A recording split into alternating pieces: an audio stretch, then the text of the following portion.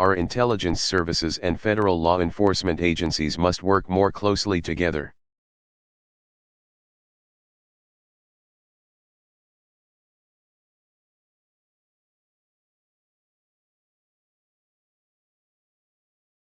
And share timely information with our state and local authorities.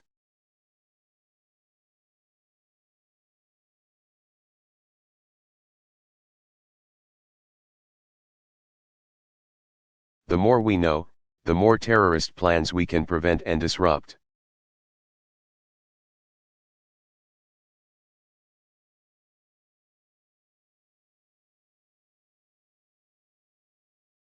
And the better we'll be able to protect the American people.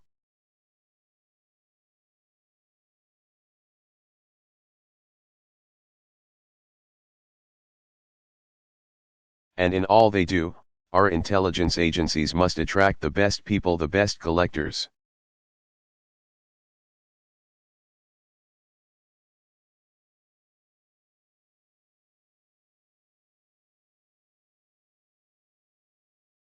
The best analysts, the best linguists.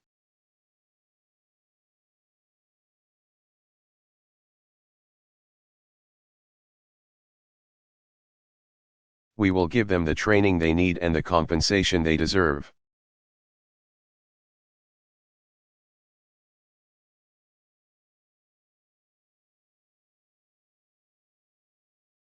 There have been times here in America when our intelligence services were held in suspicion, and even contempt.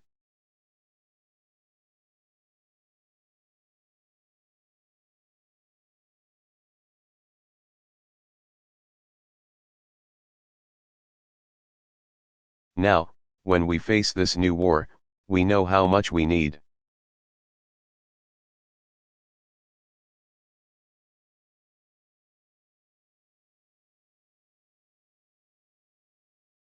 Them.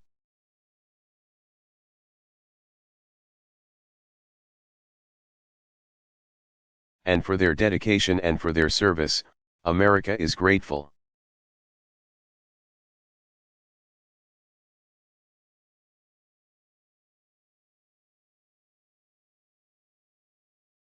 We're also grateful to you, the students of the Citadel.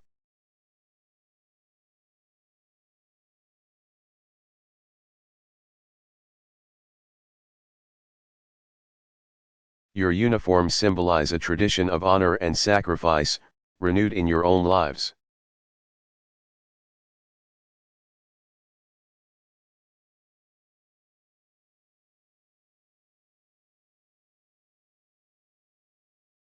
Many of you will enter our military, taking your place in the war against terror.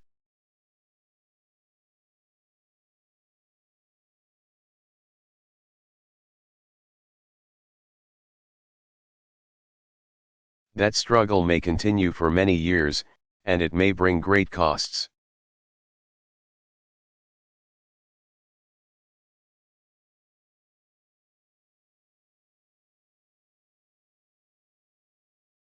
But you will have chosen a great calling at a crucial hour for our nation.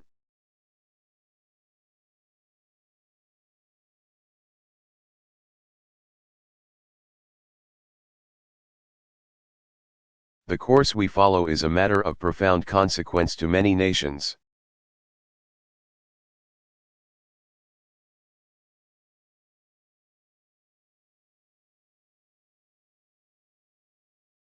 If America wavers, the world will lose heart.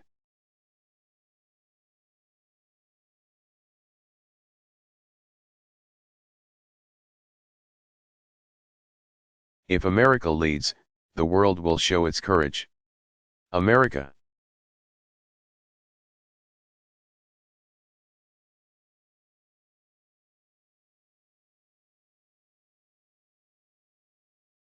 Will never waver. America will lead the world to peace.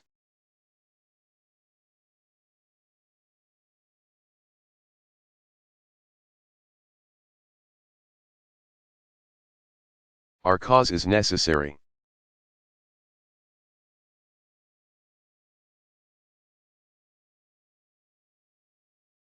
Our cause is just. And no matter how long it takes, we will defeat the enemies of freedom.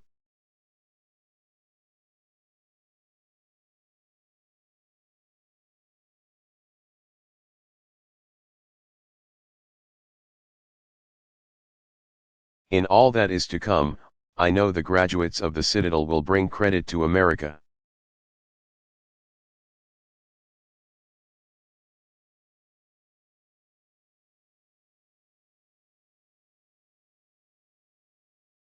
To the military, and to this great institution.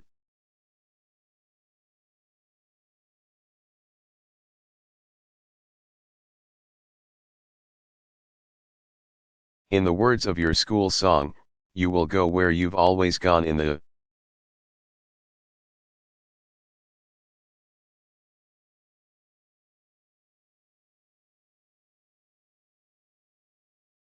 paths our fathers showed us, peace and honor, God and country, we will fight for thee.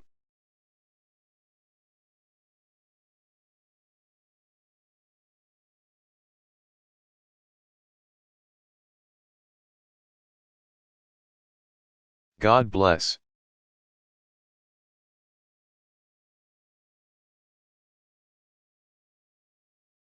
George W.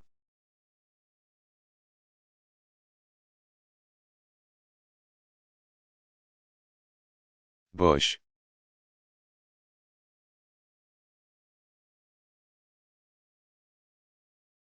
Address on Compassionate Conservatism.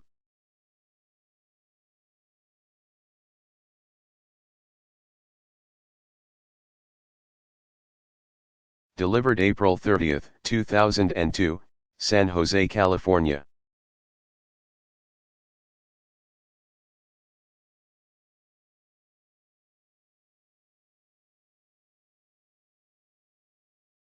Well, thank you very much for that warm welcome.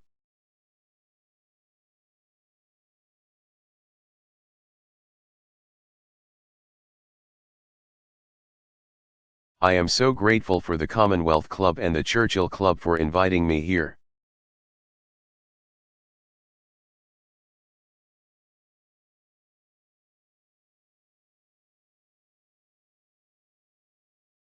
I appreciate you all coming, and I appreciate your hospitality.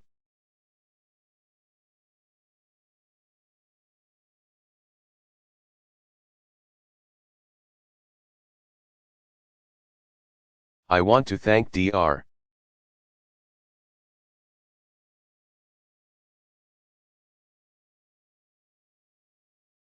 Gloria Duffy for her generous introduction and for her invitation.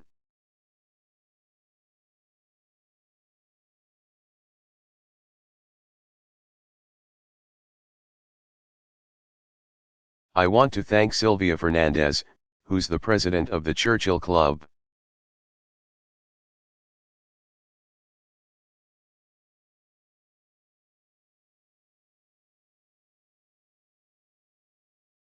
For joining the Commonwealth Club to host this event.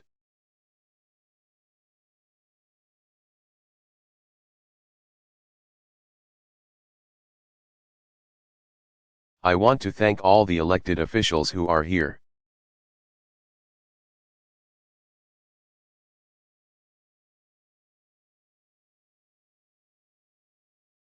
I want to thank my fellow citizens for coming.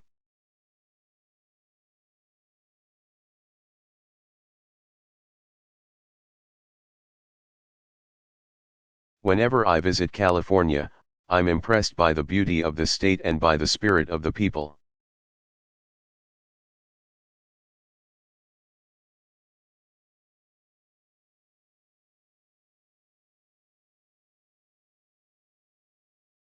Because of its size, the health of the California economy influences every American.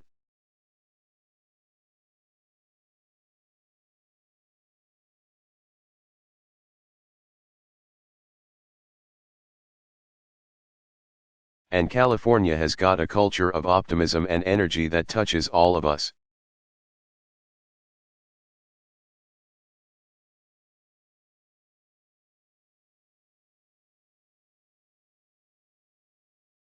As well. This is a vital and a vibrant place. And I'm glad to be back.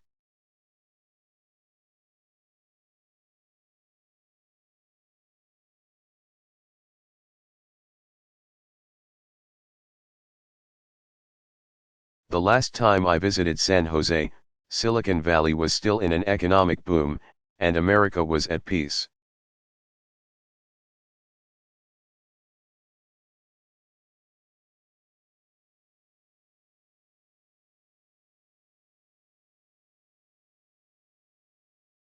For many in this valley, and across our country, those times are a world away.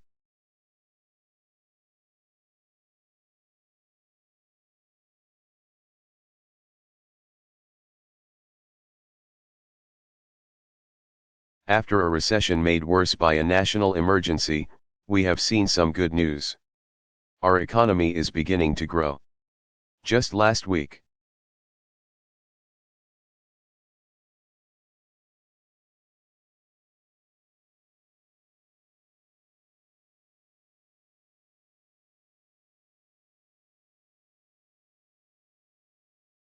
we had the good news about strong growth in the first quarter.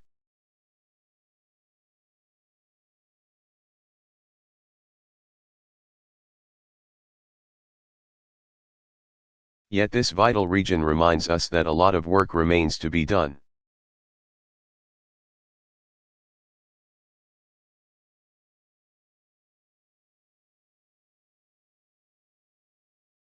Business investment and job creation are not what they should be.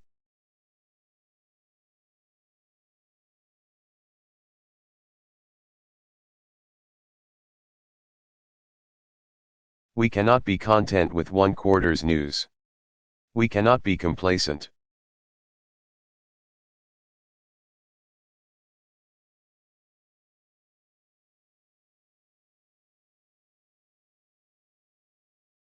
My attitude is that we'll let the statisticians talk about the numbers.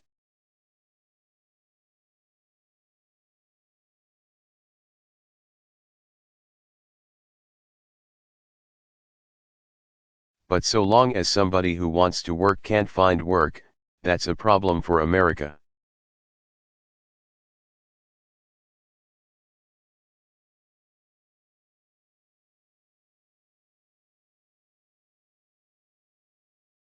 We have a great task ahead of us.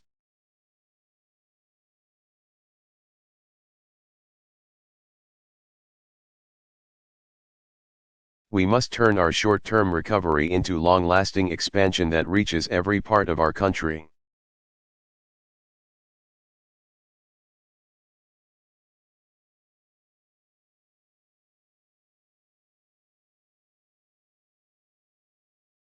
Our economy grows when trade barriers fall.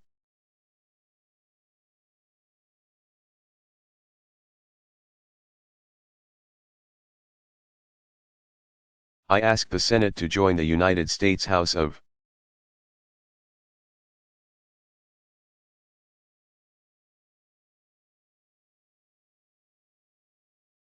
Representatives in giving me what's called trade promotion authority.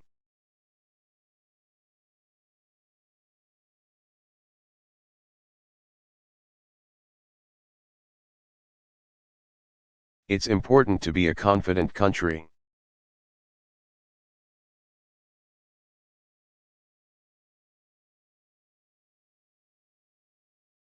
And I'm confident in the ability of American entrepreneurs and producers to compete in the world.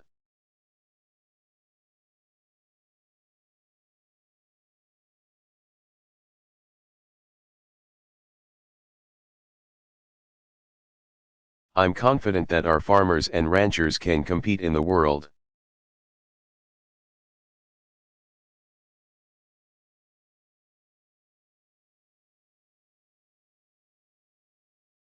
And I know American technology companies are the best in the world.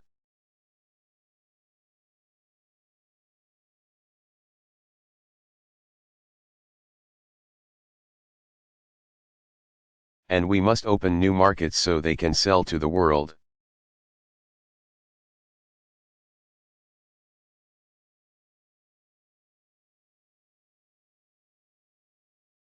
Our economy grows when the tax burden goes down, and stays down.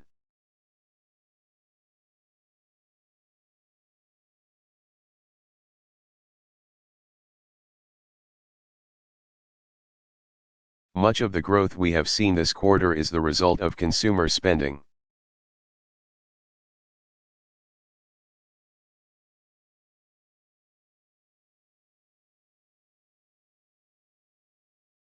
Fueled by well-timed tax deductions. Laughter. To encourage growth in job creation.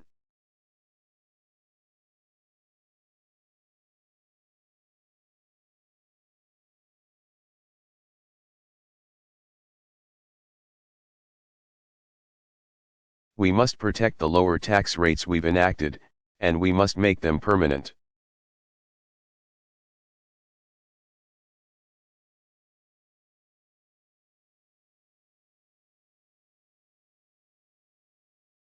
And to make sure there is economic vitality around our country.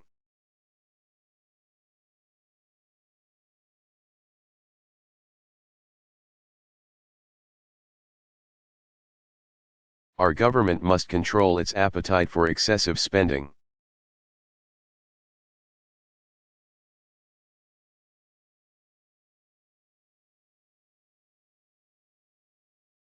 Our economy grows, entrepreneurs are rewarded for their success.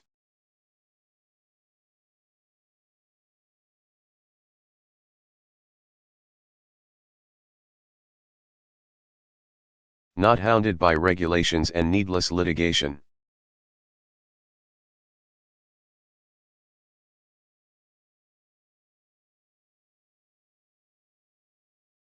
We must enact reforms that free entrepreneurs from pointless regulation and endless litigation.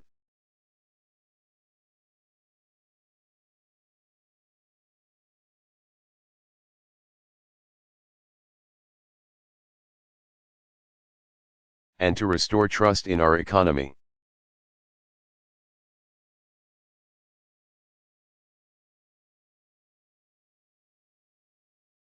Corporate leaders must be held to the highest ethical standards.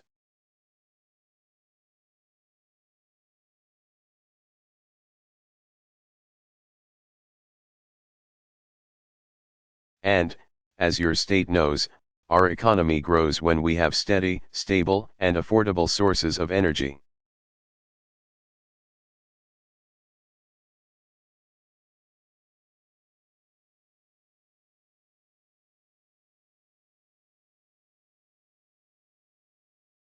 In Washington, we must finally adopt a comprehensive strategy to conserve more.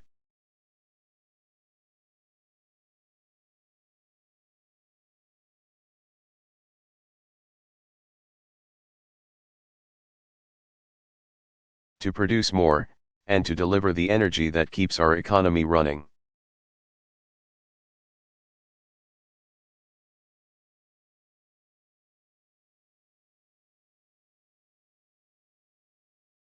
Both houses have passed energy legislation.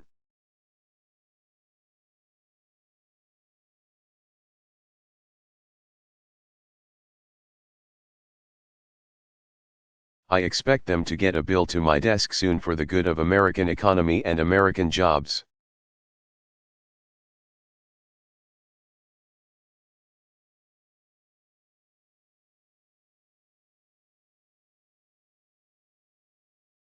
By acting in the above way, we confirm that the role of government is not to create wealth.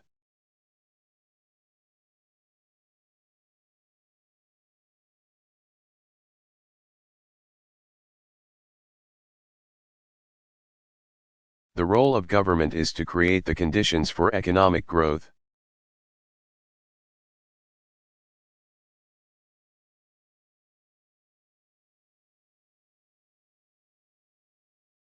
Since I was last here, America has also accepted a great challenge in the world.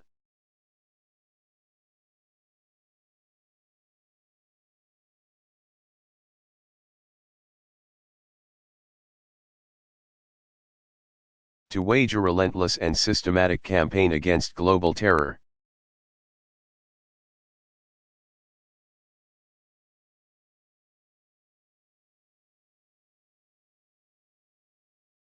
The security of the American people is the central commitment of the American government.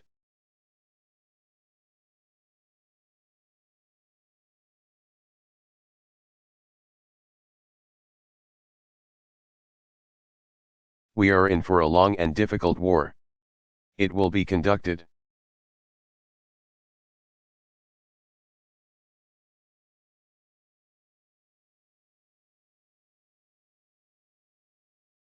on many fronts.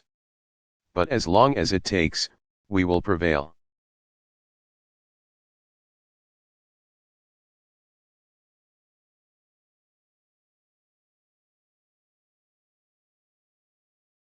In the first phase of our military operation,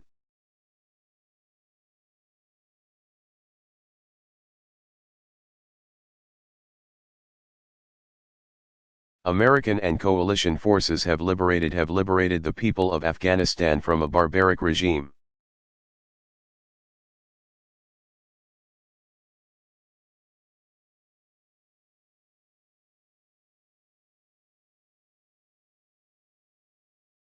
Our armed forces performed with skill and success and honor. A regime has fallen. Terrorists in that country are now scattered.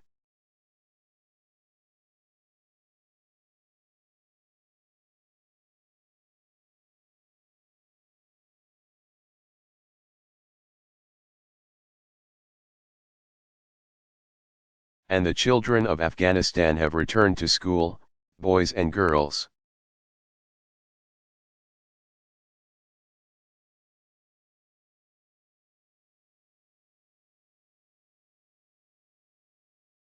Our work in that country is not over.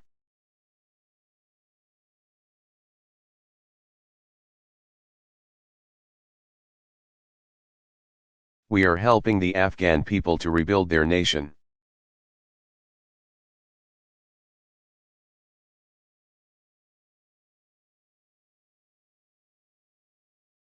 And in every cave, in every dark corner of that country, we will hunt down the killers and bring them to justice.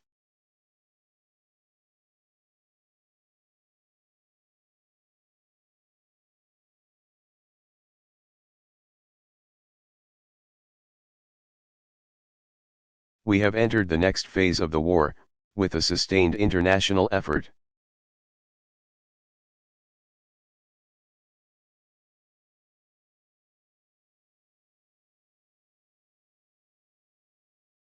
To rout out terrorists in other countries, and deny Al-Qaeda the chance to regroup in other places.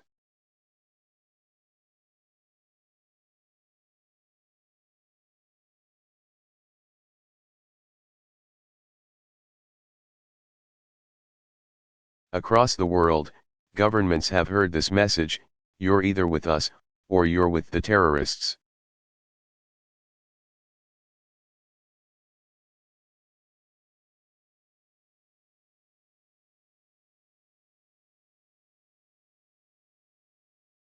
And for the long-term security of America and civilization itself.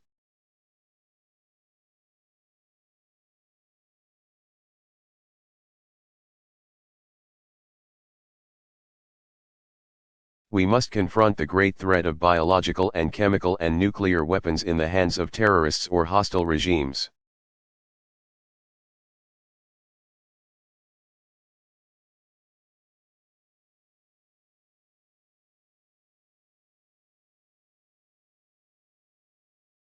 We will not allow the world's most dangerous regimes to threaten America.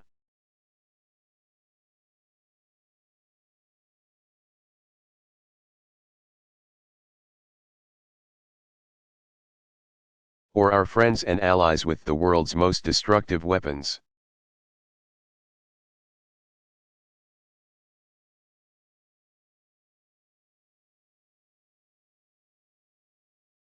History has called us to these responsibilities, and we accept them.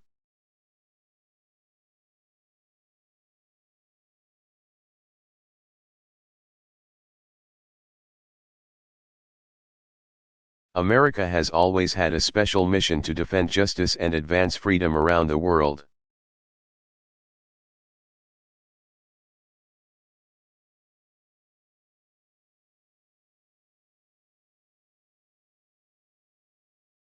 Whatever the difficulties ahead, we are confident about the outcome of this struggle.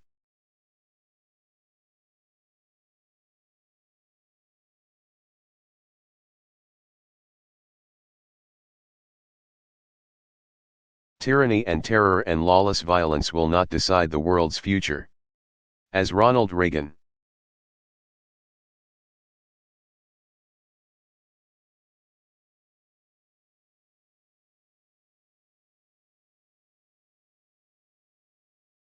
said.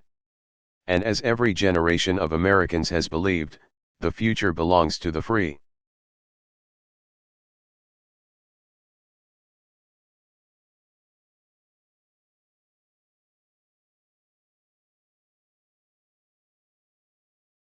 In a time of war, we reassert the essential values and beliefs of our country.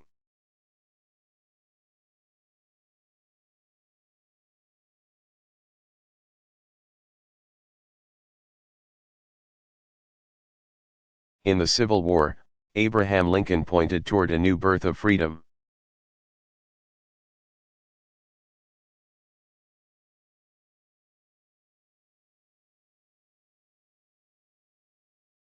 Leading America into global war, Franklin D.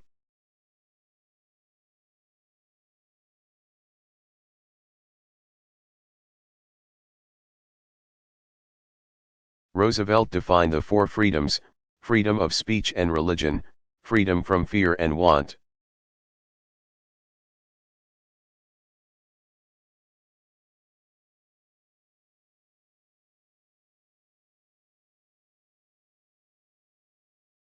Whenever America fights for the security of our country, we also fight for the values of our country.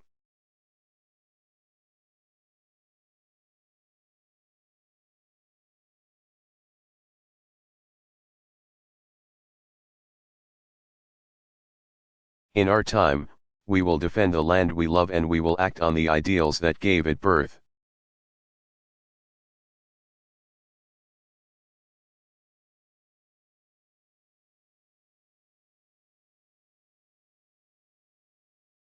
In America, we've not always lived up to our ideals, yet we always reached for them.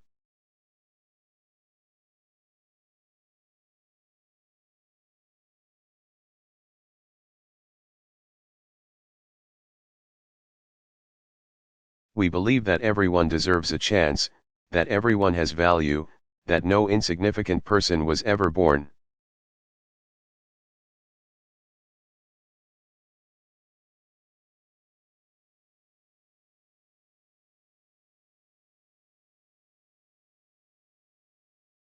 We believe that all are diminished when any are hopeless.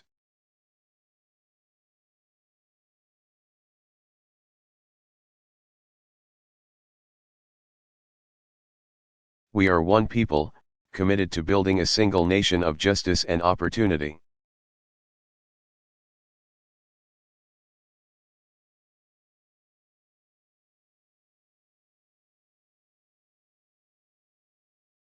America rejects bigotry.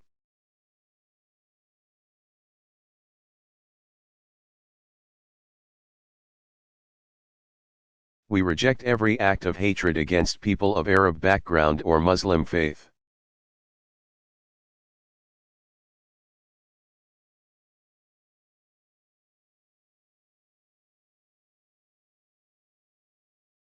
We reject the ancient evil of anti-Semitism.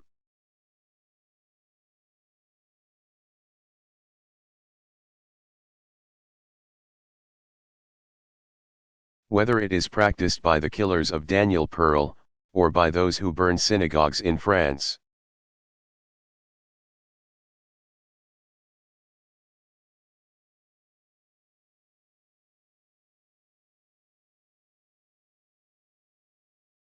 America values and welcomes peaceful people of all faiths. Christian,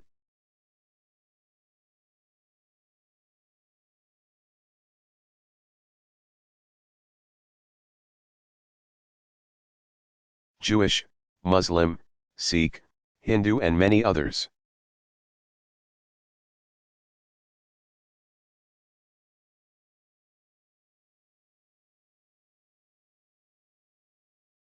Every faith is practiced and protected here, because we are one country.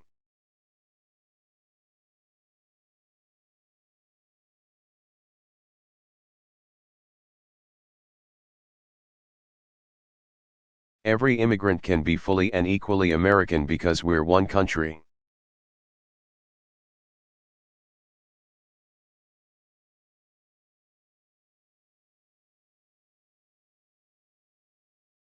Race and color should not divide us, because America is one country.